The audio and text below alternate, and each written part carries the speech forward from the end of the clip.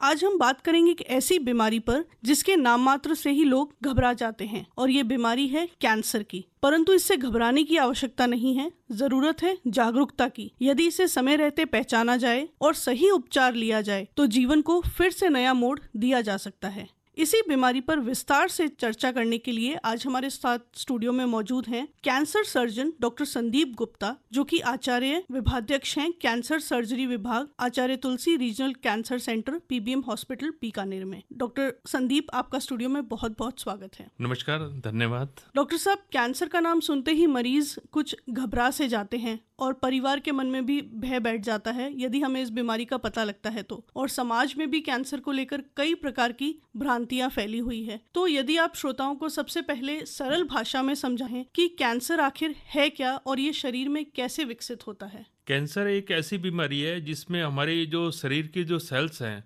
उनकी अनियंत्रित वृद्धि हो जाती है, अनकंट्रोलेबल ग्रोथ हो जाती है, जो एक गांठ का रूप धारण कर लेती है, जिसे हम कैंसर कहते हैं। जी, क्या हर गांठ कैंसर की गांठ होती है? जी बिल्कुल, बहुत आपने अच्छा पूछा कि हर गांठ जो है वो कैंसर की नहीं होती है।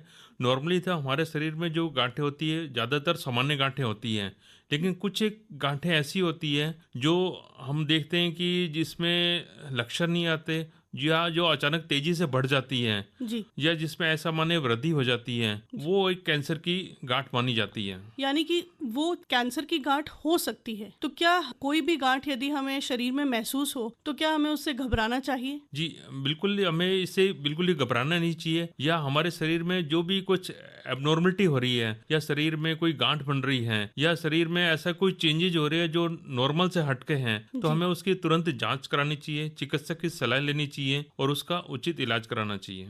क्या डॉक्टर साहब, कैंसर का जो लक्षण है वो गांठ के रूप में ही बाहर आता है, वो किसी भी प्रकार का कैंसर? जी, जो हमारा शरीर है उसमें कैंसर हमारे शरीर के किसी भी अंग में हो सकता है। जैसे पुरुषों में भी अलग कैंसर है, महिलाओं में अलग कैंसर है, या शरीर का हम कोई भी पार्ट ले लें, जैसे महिलाओं में होने वाले जैसे प्रमुख कैंसर है जिसमें ब्रेस्ट का कैंसर है, बच्चादानी का कैंसर है, ओवरी के कैंसर है। जैसे पुरुषों और महिलाओं में दोनों में ले लें हम, जैसे मुंह और गले के कैंसर हैं। तो हर तरह का बॉडी में किसी पार्ट में जो कॉमन कैंसर है उसके अलग अलग लक्षण होते हैं।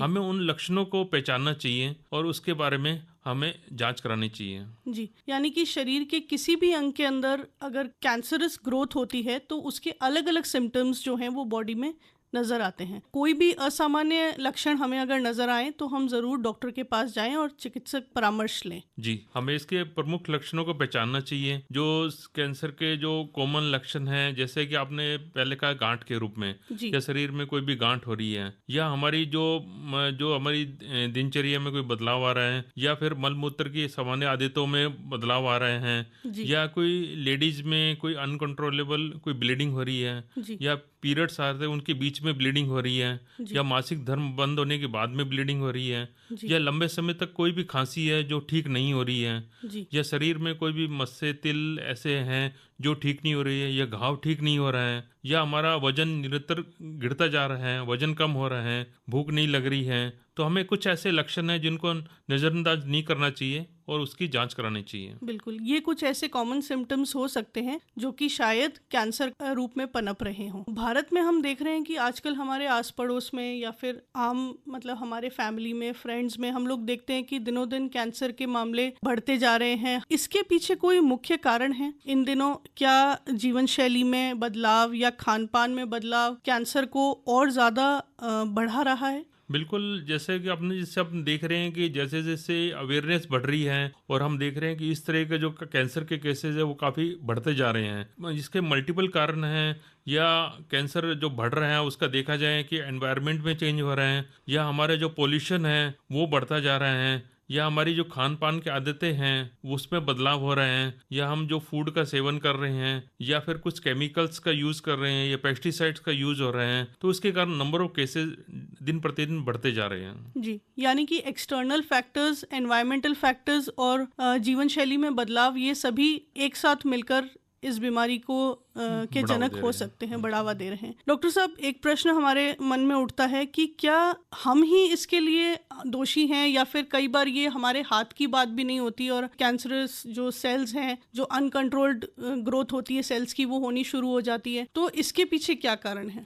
बिल्कुल, हमें मतलब इसके बारे में सावचेत रहना चाहिए, ज़्यादा से ज़्यादा जागरूक रहना चाहिए, या जो हम अपने लेवल पे जो इस बीमारी को रोकने के लिए कंट्रोल कर सकते हैं, जैसे हमारी खान-पान की आदतों में, या किसी को कोई हैबिट है जो कि तंबाकू का, शराब का सेवन कर रहे हैं, गुटखा, पान मसाला का सेवन कर रहे हैं, जी। उससे बचना चाहिए। या हम दिनचर्या अपनी नियमित बना लें, जी। या हम अपना जो वज़न है वो बढ़ने नहीं दें, जी। रेगुलर एक्सरसाइज करें, जंक फूड नहीं खाएँ, तो हम अपने अपने में चेंजेस करके उससे बच सकते हैं। बिल्कुल। और बिल्कुल जो एनवायरनमेंट में चेंजेज हो रहे हैं, लेकिन उसमें भी हम देखा जाए कि जैसे पोल्यूशन बढ़ता जा रहा है, तो उसको कुछ कंट्रोल में सोच सकते हैं। कुछ हमारे हाथ कुछ की बात भी नहीं है, बिल्कुल बिल्कुल और कुछ जो हमारे हाथ की बात है, कुछ अच्छी आदतें लाना और नियमित दिनचर्या को फॉलो करना, वो शायद हम कर सकते हैं इससे बचाव के बिल्कुल लिए। जी।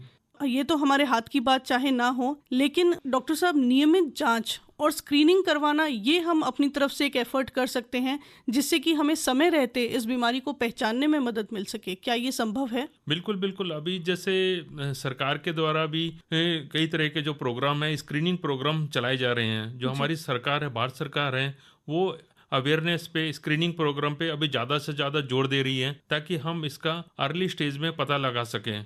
महिलाओं और पुरुषों में दोनों में ही इस बीमारी की स्क्रीनिंग हो रही है, स्क्रीनिंग प्रोग्राम चल रहे हैं, जिससे हम बीमारी का अर्ली स्टेज में पता लगा सकें और उससे बच सकें। और वार्षिक रूप से डॉक्टर साहब, नियमित जांच करवाना क्या हम अनिवार्य माने शरीर के लिए, ऐसी गंभीर बीमारी की पहचान के लिए? बिल्कुल, हमें जो स्क्रीनिंग प्रोग्राम है, जैसे महिलाओं में देखा जाए तो जैसे ब्रेस्ट कैंसर प्रमुख कैंसर है, तो उसमें महिलाओं को हमें ज़्यादा से ज़्यादा जागरूक करना है। उनकी जैसे स्क्रीनिंग मेमोग्राफी होती है, उसके बारे में उनको सलाह देनी चाहिए कि 40 साल की उम्र के बाद वो एक मेमोग्राफी जांच करवा लें। जो श्वेत स्तन परीक्षण का है, सेल्फ ब्रेस्ट एग्जामिनेशन है, उसके बारे में उनको जानकारी देनी चाहिए, या कि वो महिला खुद ही घर पे कर सकें। जी।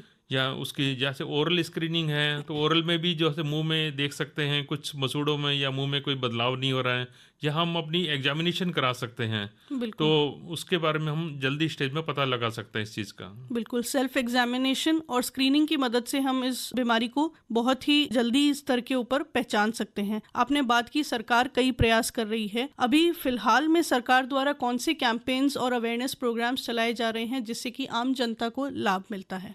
सरकार द्वारा जो नियमित रूप से सभी जगह के जो डिस्ट्रिक्ट हॉस्पिटल हैं और जो बड़े सेंटर हैं, सब जगह के स्क्रीनिंग प्रोग्राम चलाए जा रहे हैं। जैसे महिलाओं में हम देखें तो एक मेमोग्राफी जो टेस्ट हैं, जी। तो मेमोग्राफी टेस्ट के स्क्रीनिंग के रूप में चलाए जा रहे हैं। क्या ये फ्री ऑफ कॉस्ट है? जी बिल्कुल बिल्कुल, ये फ्री ऑफ कॉस्ट है। जिस तरह से कई जगह अब सरकार ने कैंसर की बस है या वेन है, वो सरकार ने, गवर्नमेंट ने हमें दे रखी है, और जगह जगह हर डिस्ट्रिक्ट में या बड़े बड़े डिस्ट्रिक्ट में दे रखी है। तो उस बस में ये सारी सुविधाएं हैं जो स्क्रीनिंग बस के रूप में है, जिसमें हम मोस्ट जो कैंसर होते हैं उनकी स्क्रीनिंग कर सकते हैं। जी। यानी तो, कि ब्रेस्ट कैंसर के अलावा दूसरे कैंसर की भी स्क्रीनिंग कर सकते हैं, और वो जो बस है हर एरिया में जाती है, यानी गांव और ढानियों में भी जाती है, जहां मरीज खुद नहीं आ सकता या हॉस्पिटल तक नहीं आ सकता, उस कस्बे में जाके भी मरीजों की स्क्रीनिंग की जा रही है उसके थ्रू।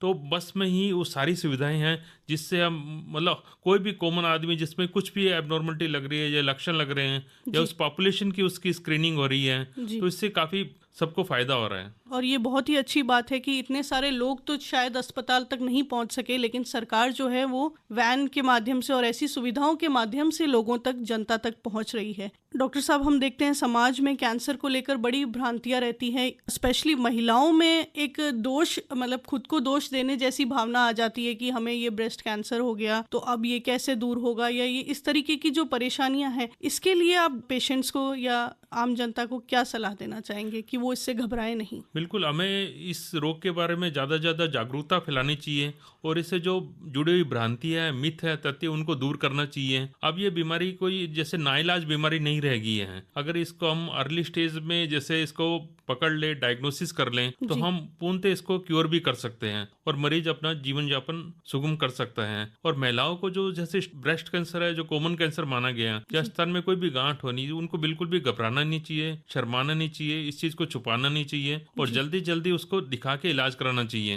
ताकि वो नॉर्मल अपना जीवन यापन यापन कर सकें। जी, इसी प्रकार से आजकल सर्वाइकल कैंसर के लिए अवेयरनेस भी काफ़ी लाई जा रही है और किशोरियों और बच्चियों के लिए जो वैक्सीन सर अभी प्रचलित है उसके बारे में यदि आप कुछ हमें जानकारी देना चाहें। बिल्कुल, ये अभी जो सर्विक्स का जो दूसरा प्रमुख कैंसर है जो भारत में हो रहे हैं जी, तो वह है बच्चादानी का मुंह का कैंसर, सर्विक्स का कैंसर। जी, तो उसके लिए भी जो स्क्रीनिंग प्रोग्राम चलाए जा रहे हैं जिसमें पैप टेस्ट है, पैप स्मीयर एग्जामिनेशन है, जी, तो उसको अर्ली स्टेज में पता लगा सकें, वो स्क्रीनिंग प्रोग्राम चलाए जा रहे हैं। और इसी तरह वैक्सीनेशन प्रोग्राम अभी जब गवर्नमेंट ऑफ इंडिया ने भी जो एक सर्विक्स का कैंसर का वैक्सीन है उसकी रोकथाम के लिए ह्यूमन पैपिलोमा वायरस के अगेंस्ट में एक वैक्सीन भी इंट्रोड्यूस कर दिया है, तो जिससे ज्यादा उसको लगा सके और उससे बच सके। उसमें भी यंगर एज ग्रुप में जैसे बता दिया कि 9 से 14 साल की उम्र है तो उसमें आप वैक्सीनेशन लगा लें। जो दूसरा प्रमुख कैंसर है इससे बचा जा सकता है। बिल्कुल, बचाव ही उपाय है। और डॉक्टर साहब, हम ये कह सकते हैं कि ये इतनी गंभीर बीमारी है जरूर, लेकिन लाइलाज नहीं है। क्या ये बीमारी होने के बाद पूर्णतः ठीक होना संभव है? बिल्कुल, जैसे जैसे बीमारी है, जिसमें जो कैंसर की बीमारी है उसमें जैसे हम देखा जाए तो 4 स्टेजेस मानते हैं, first, second, third and fourth stage. तो मरीज अगर अर्ली स्टेज में हमारे पास आ जाता है, जैसे फर्स्ट, सेकंड, थर्ड स्टेज तक भी हम कह दें, तो उसमें भी अगर वो पूर्णतः इलाज करा लेता है तो वो नॉर्मल जीवन यापन कर सकता है और इस रोग से मुक्त हो सकता है। बिल्कुल, बहुत बखूबी आपने हमें बताया कि रोग से बिल्कुल बचा जा सकता है और यदि सही समय पर हम जांच और स्क्रीनिंग करवा लें तो समय रहते जल्द ही हमें इसकी पहचान में मदद भी मिलती है। अंत में आप हमारे श्रोताओं को क्या संदेश देना चाहेंगे कि वे कैंसर के प्रति जागरूक रहें और सतर्क रहें? हमें इस बीमारी से बिल्कुल भी डरना नहीं चाहिए और जल्दी से जल्दी इस बीमारी का पता लगाने के लिए जैसे जो गवर्नमेंट के द्वारा जो स्क्रीनिंग प्रोग्राम चलाए जा रहे हैं उसमें हमें पार्टिसिपेट करना चाहिए। ज्यादा लोगों को इसके बारे में बताना चाहिए, इससे जुड़ी भ्रांतियों को दूर करना चाहिए और मरीज को हमें मोरल सपोर्ट देके उसका पूर्णतः इलाज कराना चाहिए ताकि वो भी हमारी तरह नॉर्मल जीवन यापन कर सकें। जी, बहुत ही उपयोगी जानकारी दी डॉक्टर संदीप गुप्ता जी ने हमें। सरल शब्दों में कैंसर से जुड़ी जटिल बातों को हमारे श्रोताओं तक बखूबी पहुंचाया और निश्चित ही आज की इस